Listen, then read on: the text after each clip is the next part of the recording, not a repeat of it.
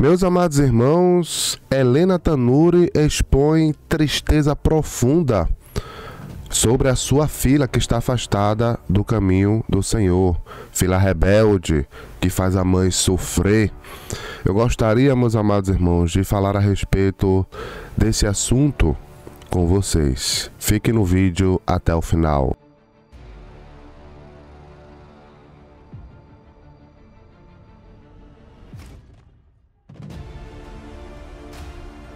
Olá, meus amados irmãos, tudo bem com vocês? Eu me chamo Saulo Ataíde.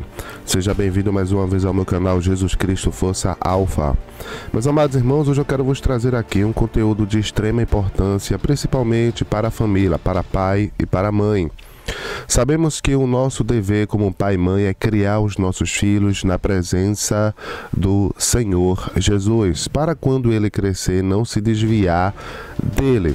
Mas a gente sabe que quando a pessoa chega à maior idade, com este mundo que temos aí, um mundo anticristão, um mundo inimigo de Deus, um mundo que vai contra toda a doutrina de Cristo, a tentação para os jovens fica muito grande, né? Fica muito difícil para os jovens renunciar ao mundo. E, infelizmente, a filha, né, da Helena Tanuri, ela caiu neste mundo, né? Eu já trouxe vários vídeos aqui no meu canal falando a respeito do assunto e deixando um recado da parte de Deus para a vida da filha, né, da Helena Tanuri. E esse recado é até um recado bíblico, né? Honra teu pai e a tua mãe para que os teus dias se prolonguem na terra. Filho rebelde, segundo o Pentateuco, né, livro de Moisés, nem merecia ter nascido, diz a palavra do Senhor. Quando a pessoa é rebelde com o pai e com a mãe, os seus dias são abreviados, né? São poucos na terra.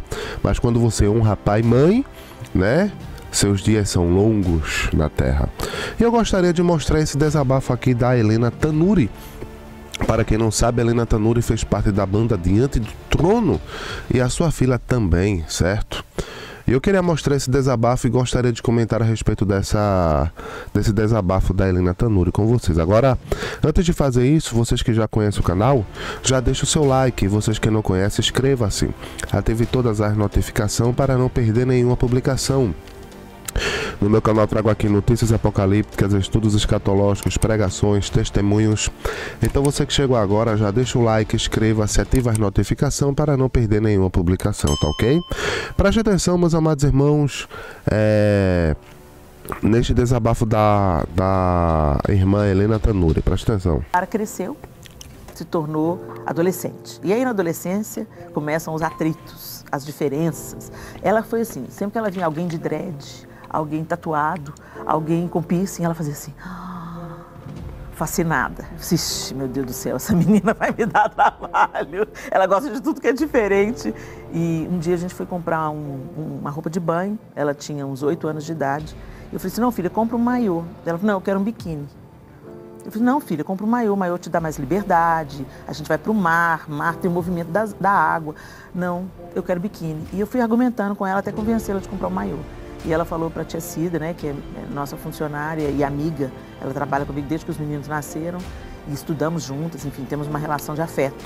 Ela virou para a Cida, que é como se fosse minha irmã, né, virou para a Cida e falou assim, eu não posso comprar biquíni agora, mas quando eu fizer 18 anos, ela vai ver. Então, assim, ela já dava os sinais dela de que ela queria algo diferente para a vida dela.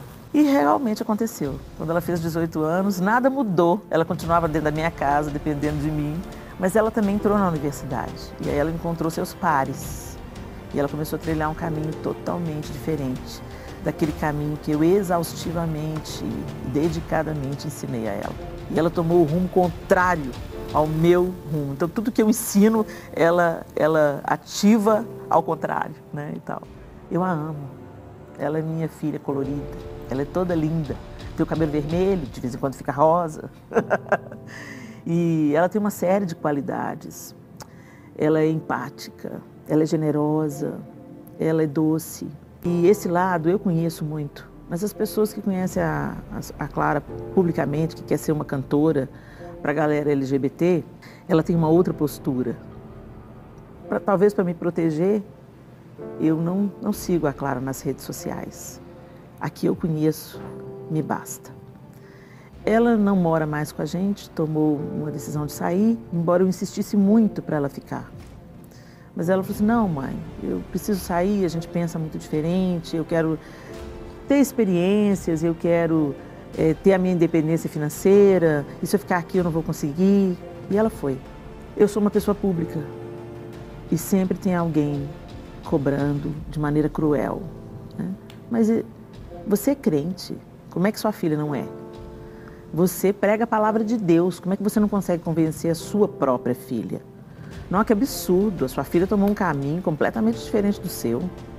Você não tem autoridade para continuar ministrando a palavra, porque afinal de contas, quem não é capaz de convencer nem a sua própria filha? Não interessa se outras áreas da minha vida foram frutíferas. As pessoas focam naquilo que não saiu do jeito que a gente esperava, né? E elas são cruéis comigo e elas são cruéis com a Clara. Elas vão nas redes da Clara, elas acusam a Clara, elas distratam a Clara, ou simplesmente aplaudem o estilo de vida que a Clara leva, pensando que isso é empatia. Mas às vezes elas estão apenas chancelando o estilo de vida que a gente sabe que parece ser bom, mas segundo aquilo que eu criei, é o caminho de morte. Eu passei por várias fases. Primeiro, a fase da culpa. A culpa é minha, eu fiz alguma coisa errada. E certamente fiz, Thalita. Porque nós mães, por mais que a gente se esforce, mães e pais, nós vamos errar. Por mais que a gente queira fazer o melhor, o nosso melhor às vezes não é recebido como o melhor pelo nosso filho, né? E os filhos se tornam adultos e eles fazem escolhas. E essas escolhas às vezes machucam a gente extremamente. Mas eles têm uma vida. Eles não estão conectados. O cordão umbilical foi cortado e à medida que eles foram crescendo, eles foram fazendo escolhas. Então a segunda fase que eu percebi claramente foi isso. O que os outros vão pensar? O que os outros vão dizer? E não é o outro longe, não. Começa a pensar, o que o avô vai dizer, a avó vai dizer? Como é que eu vou lidar com a minha sogra? Como é que eu vou lidar, entendeu? Como é que eu vou lidar com os meus amigos que viram ela crescendo? Né? E isso, no meu caso, porque eu sou uma pessoa pública, se expandiu exponencialmente. Então a gente queria esconder. O desejo é de ser o avestruz, enfia a cabeça na terra, porque você não tem que lidar com o olhar acusatório do outro ou com o questionamento do outro. Mas o que aconteceu? O que deu errado? Eu não sei o que deu errado. Certamente a culpa é minha, mas entendeu? Tem uma coisa que eu não sou na minha vida, é hipócrita. É fingir que não está acontecendo nada. Então, quando as coisas começaram a vir à tona, eu não fiz nada para esconder, mas eu sentia muita vergonha. Eu sentia muita vergonha. E parece assim que eu tinha uma necessidade de tentar explicar para as pessoas, né? Ou de defendê-la, ou enfim, né? Eu tentava justificar de alguma forma. Eu ver o pai sofrendo, o João sofrendo, puxa, aí era um sofrimento duplicado, porque eu estava sofrendo por mim, eu estava sofrendo pelo pai. Entendeu? Eu estava sofrendo. E os irmãos também? Os irmãos também, porque aí os irmãos começaram a questionar. Por que ela descumpre regras e a gente tem que cumprir a regra? Né? E aí foi um momento que eu comecei, Deus, o que eu faço? O que eu vou fazer? Como é que eu vou, entendeu? Como é que eu vou equilibrar 4 personalidades diferentes dentro de casa, cada um com uma necessidade, cada um com uma idade. E eles vendo, você chega até meia-noite, e ela chegando às 2 da manhã ou não voltando para casa para dormir. Como é que eu vou lidar com isso? Isso foi gerando raiva nos irmãos. Quando eu falava, você chega até meia-noite. Eles chegavam à meia-noite, mas eles chegavam com raiva, né? E aí já todo mundo adolescente já, né? Só a Sofia ainda no finalzinho da infância ali. Então, a segunda fase foi essa vergonha misturada com como é que eu vou falar para as pessoas, o que as pessoas vão pensar, como elas vão reagir. Comecei a ter crises de ansiedade, comecei a ter depressão. Uma tristeza profunda, uma vontade de não ir cumprir os meus compromissos, de não ter que encarar as pessoas. Eu comecei a ter dificuldade de, eu tenho que ir me relacionar com pessoas, eu não quero me relacionar com pessoas, eu não quero ver as pessoas, né? Mas eu tinha que ir para cumprir a agenda, o compromisso, né? Eu tinha que ir na casa da tia, eu tinha que ir na casa do primo, tinha que ir na casa, né? E receber as perguntas, né? E a Clarinha, né? Eu tive uma crise de ansiedade, sem saber que eu estava tendo uma crise de ansiedade, né? Eu pensei que eu estava tendo um ataque cardíaco.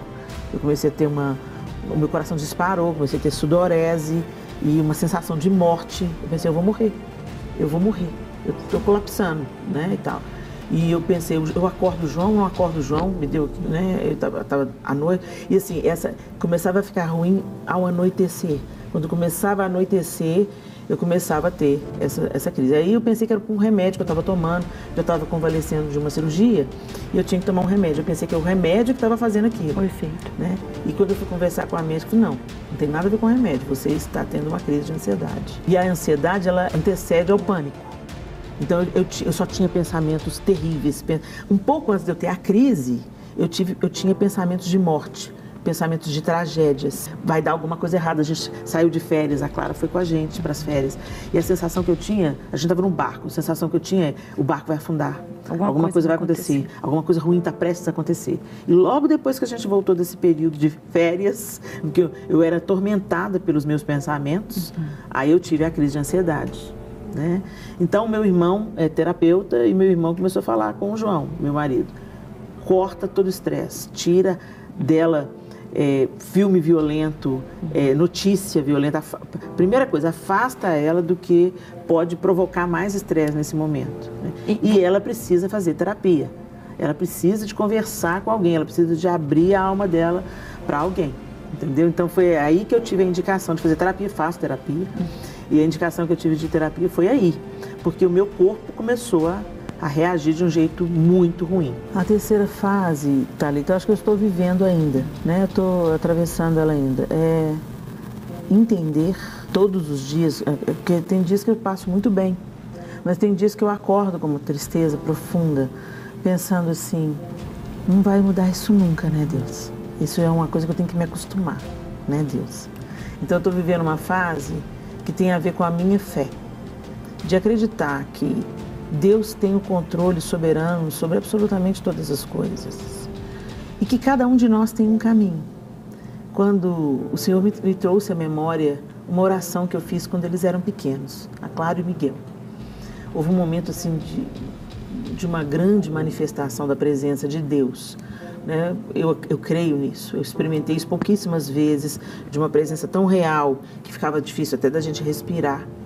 É uma das experiências que ficou mais marcada na minha vida. A gente estava no ensaio e de repente a música era de adoração profunda. Veja aí, meus amados irmãos, que palavras fortes aí da Helena Tanuri, né? Veja que um dos desejos que ela tem ali, né? Pedindo para o Senhor que os filhos dela, né? Todos os filhos dela amem ao Senhor Jesus. Então é uma mãe, né? Que sofre.